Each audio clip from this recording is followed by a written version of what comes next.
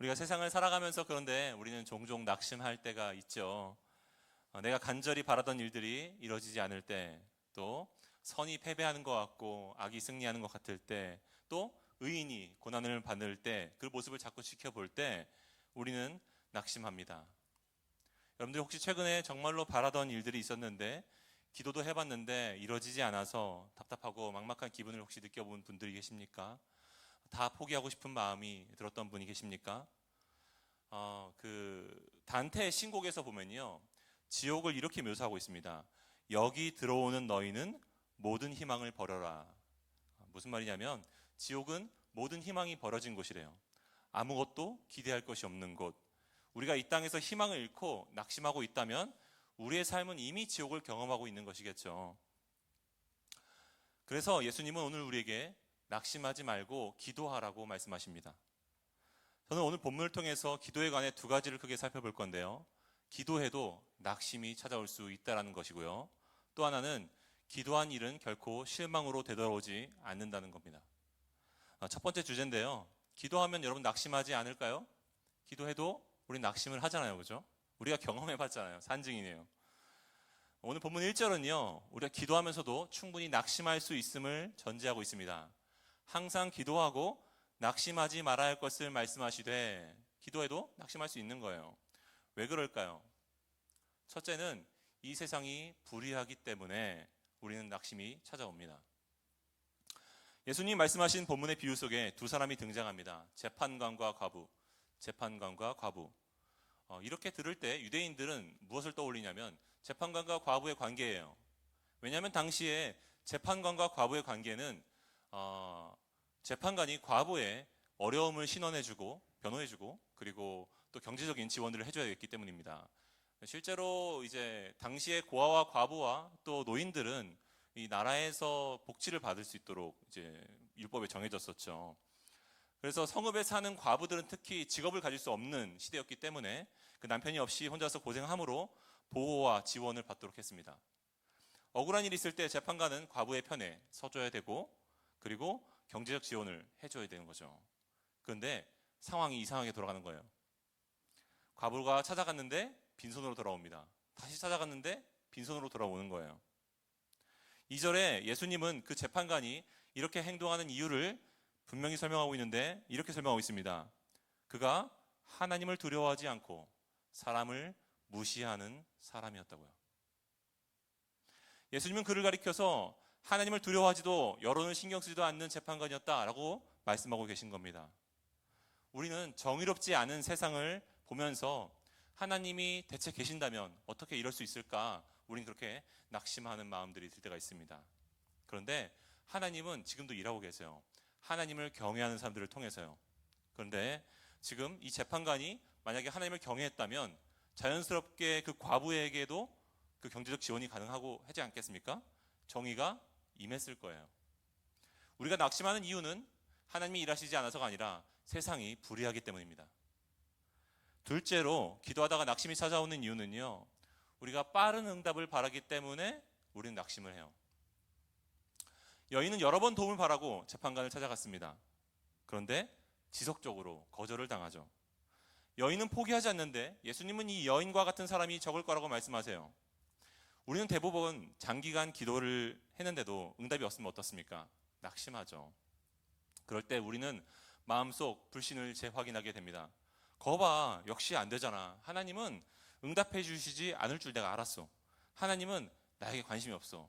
저도 초등학교 때 2년 동안 짝사랑한 자매를 위해서, 아이고, 저희 아내가 뒤에 앉아있네요. 기도했는데 응답이 안 되는 거예요. 그래서 하나님이 저한테 관심이 없다고 생각했어요. 갑자기 죄송합니다. 눈을 맞춰가지고. A.W. 토저 목사님은 우리가 기도의 결과를 보지 못함으로 최악의 결과를 낳을 수 있다고 말합니다. 바로 그 최악의 결과는 원수 마귀에게 우리 마음의 진지를 빼앗기는 거예요. 적에게 마음이 사로잡히면 그 다음부터는 하나님을 신뢰할 수 없고 순종할 수 없게 됩니다. 모든 능력을 잃어버리는 거죠. 그의 말을 들어보겠습니다. 인간의 마음은 본래 불신으로 가득하다. 최초의 죄는 불순종이 아니라 불신이었다. 성경에 기록된 최초의 죄는 불순종이지만 불순종의 행위 뒤에는 불신의 죄가 있었다. 불신의 죄가 없었다면 불순종은 일어나지 않았을 것이다. 하나님을 불신했기 때문에 불순종했다는 거죠. 여러분, 우리가 빠른 응답을 바라기 때문에 우리는 낙심하게 되고 결국 불신하게 되며 불순종하게 됩니다. 셋째로 기도하다가 낙심이 찾아오는 이유는요, 낙심하게 하신 이유를 우리가 알지 못하기 때문에 우리는 낙심합니다. 예를 들어 직장이나 가정, 교회, 공동체 안에서 나를 실망케 하는 사람과 불편한 동거를 계속해야 될 때가 있잖아요. 그래서 기도하죠. 하나님, 제가 사직생으로 기도합니다. 저 인간이 사라지게 해주시든지 변화되게 해주시든지 둘 중에 하나예요. 거기 자기는 없어요. 그죠? 저 인간이 변화되든지 사라지게 해주시든지. 그런데 해가 바뀌었는데 그 사람을 또 보는 거죠. 예, 집에 들어가면 매일 그 남편이 있고 막 그런 거죠. 그죠? 기도했는데 또 그 사람인 거예요. 마음속으로 수없이 갈등하고 용서하고 다시 원점으로 돌아가고 이럴 때 우리는 둘 중에 하나의 선택을 내리죠. 용서하기를 포기하고 그 사람을 막 향해서 불편한 감정을 드러내든지, 아니면 온전하게 용서하지 못하고 있는 자기 자신을 향해서 자책감을 가지든지.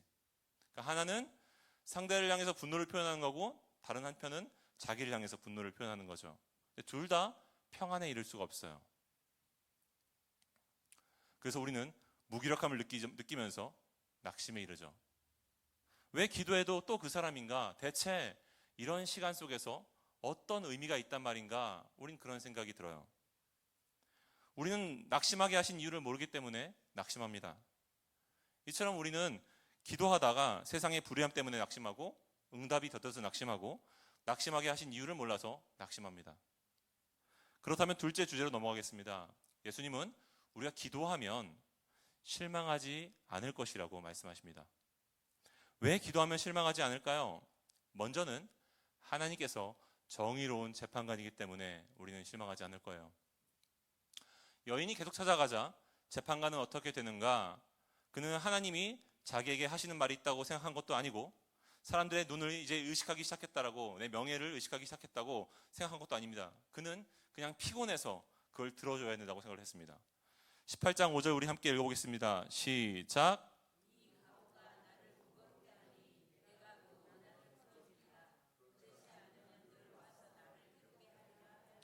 여기서 괴롭게 하리라고 하는 표현을 자세히 보시면요, 저 표현은 헬라어로 어떤 의미가 써있냐면 눈밑이 검어지다라는 표현이에요. 그러니까 눈이 퀭해지는 거예요. 나를 피곤하게 만들 정도로 쫓아오는 거죠. 다크서클이 생긴 거예요. 얼마나 귀찮겠으면. 여기서 오해하지 말아야 될 것은요, 이 본문을 잘못 접하면 우리가 이것은 응답받는 기도의 비결이구나, 그것은 계속 찾아가고 또 계속 찾아가서 포기하지 않으면 하나님이 응답해 주시는 거구나 라고 생각하는 거죠. 근데 이 문맥에선 그런 의미를 말하고 있는 것이 아니에요. 여러분, 비가 올 때까지 기도하는 기우제와 같은 것이 기독교의 기도가 아닙니다. 만약 기도 응답이 우리가 끊임없이 하나님을 설득해야 되는 것이라면 두 가지 사실에 빠지게 되죠. 하나는 뭐냐면, 하나님은 적어도 우리보다 덜 선하신 분일 겁니다. 우리가 설득해야 될 정도로. 또 한 가지는 우리가 삶 속에서 맞이하는 모든 고통들은 우리가 기도하지 않았기 때문일 겁니다. 여러분, 이거 말이 잘 와닿지 않는다면 제가 이렇게 반문해보죠. 여러분들이 예배가 끝나고 저한테 찾아오셔서 목사님 요즘에 제게 좀 어려움이 있습니다. 그러면 제가 이렇게 말씀드리는 거죠. 기도하지 않으셨군요.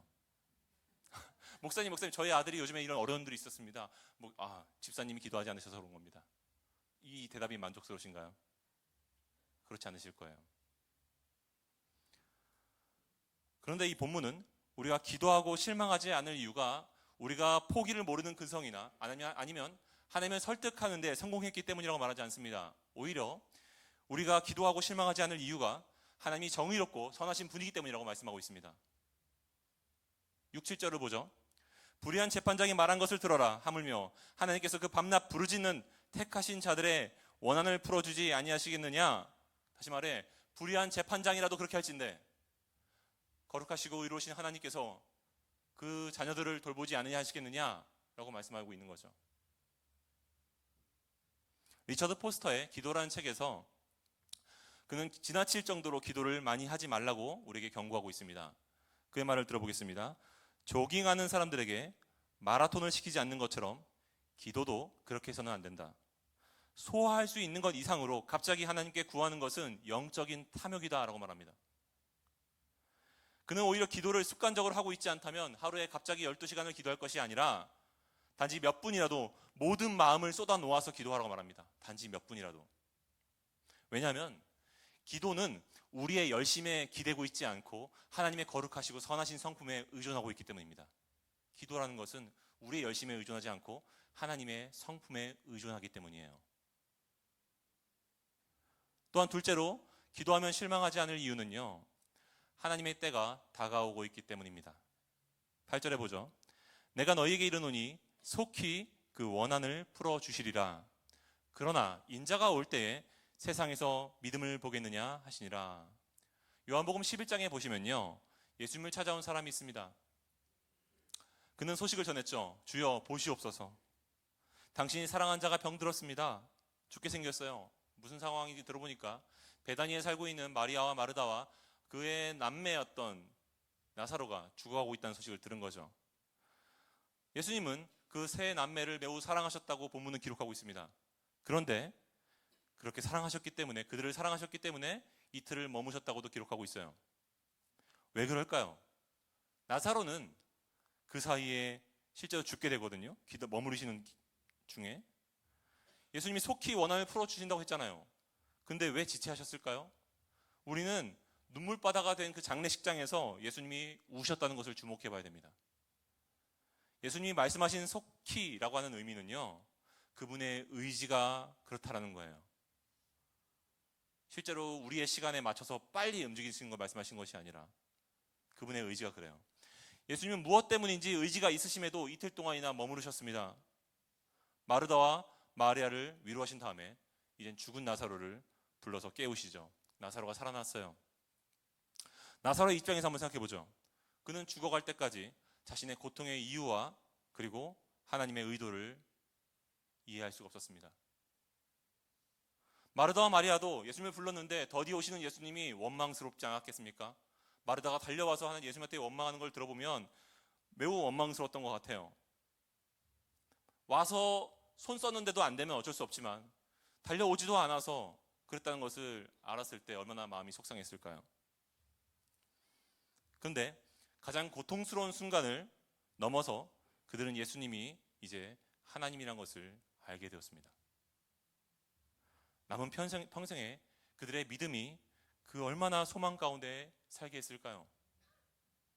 예수님은 왜 이틀 동안 더 머물면서 지체하셨는가? 그들에게 가장 좋은 것을 주시기 위해서였어요. 자신이 누구인지를 보여주시기 위해서. 자신과 그들의 관계를 새롭게 하기 위해서. 여러분, 우리는 눈에 지체되는 일들이 많이 있습니다. 우리의 시간표를 넘어서기도 하죠. 하나님, 이날까지는 이걸 해주셔야 됩니다. 하나님, 제가 교회도 말할 수 없지만 이날까지는 이 문제를 해결해 주셔야 됩니다. 어떤 것은 이미 다 끝나버린 일로 보여요. 내 인생은 이제 어떡하지 앞으로? 도대체 어떻게 하라고 이렇게 하신 거지? 여기까지 몰고 가시면 어떡하지? 그런데 하나님의 때는 아직 오지 않았다고 성경은 말씀하고 있습니다. 속히 다가오고 있어요. 팀 켈러는 한 설교에서 이렇게 말했습니다. 하나님께서 지금 아무것도 하지 않고 있다고 절대로 생각하지 마십시오. 또한 동시에 하나님의 뜻을 오래지 않아서 알 수 있다고도 생각하지 마십시오. 왜냐하면 많은 경우에 마지막에 가서야 그 뜻을 발견하기 때문입니다. 여러분, 분명한 건요, 하나님의 때에 우리가 이전에 있었던 낙심과 그 기다림의 시간은요, 가장 좋은 선물이었음이 확인된다는 거예요. 우리는 실망하지 않을 겁니다. 나사로를 보십시오. 여러분, 다시는 보지 못할 거라고 생각했던 영원한 이별의 극적인 준비가 우리에게도 주어지고 있습니다. 기다림은 실망되지 않을 거예요. 마지막으로 기도하면 실망하지 않는 세 번째 이유는요, 결국 우리가 하나님의 뜻을 알게 되기 때문입니다. 7절에 보면요, 원한을 풀어주다라는 말은요, 단순히 문제 해결만을 말하는 것이 아니라 우리가 납득할 수 있게 되는 것을 말합니다. 우리는 언제 납득하게 됩니까? 8절에 보면요, 인자가 올 때라고 이야기하고 있어요. 인자가 올 때, 예수님이 오실 때, 다시 오실 때. 데이비드 폴리슨이 고통의 길에서 은혜를 만나다라는 책을 썼습니다. 그 책에서 우리가 낙심을 만날 때 먼저 던지는 질문은 이거래요. 왜 하필 나야? 왜 하필 나야? 그런데 하나님의 은혜를 따라가면서 우리의 질문이 바뀐다고 해요. 그것은 뭐냐면, 왜 하필 당신이시죠? 예수님, 왜 당신이시죠, 하필? 이런 내용입니다.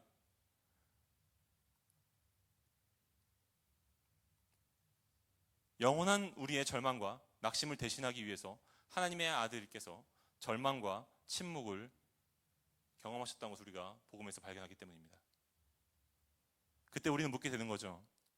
왜 생명의 주인이신 당신께서 이 악한 세상으로 들어오시려고 했습니까? 왜 나의 이런 상실과 나약함, 나의 이 고난과 슬픔, 죽음을 대신해서 통과하시려는 거죠? 왜 이 모든 사람 중에 하필 왜 저를 위해서 이렇게 하시나요?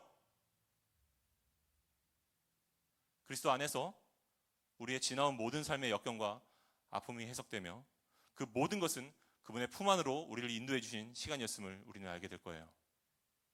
그러므로 아무리 낙심이 되어도 기도하기를 멈추지 맙시다. 기도하는 자는 끝내 실망하지 않을 거예요.